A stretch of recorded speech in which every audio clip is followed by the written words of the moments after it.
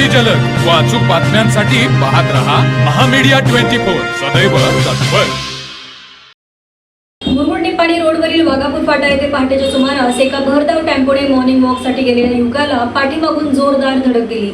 या भीषण अपघातात यश विजय हवळ हा युवक गंभीर जखमी झाला असून धडकेनंतर तो हवेत उडून तब्बल 10 फुटांवर फेकला गेला। ही सर्व घटना जवळील एका हॉटेलच्या सीसीटीव्ही कॅमेऱ्यामध्ये कैद झाली असून हा व्हिडिओ पाहून अंगावर काटा येत आहे।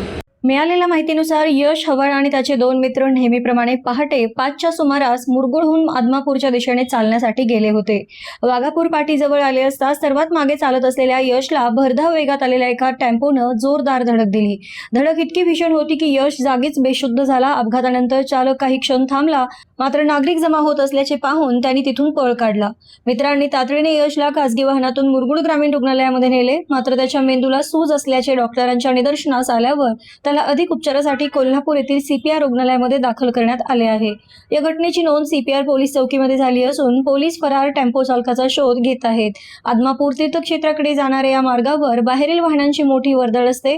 अनेक वाहन चालक वेगाचे नियम धाब्यावर बसवून वाहने चालवत असल्याने पादचाऱ्यांचे जीव धोक्यामध्ये आले आहेत। या मार्गावर भरधाव वाहन विरोधामध्ये पोलिसांनी कठोर कारवाई करावी अशी मागणी आता स्थानिक नागरिकांतून केली जात आहे।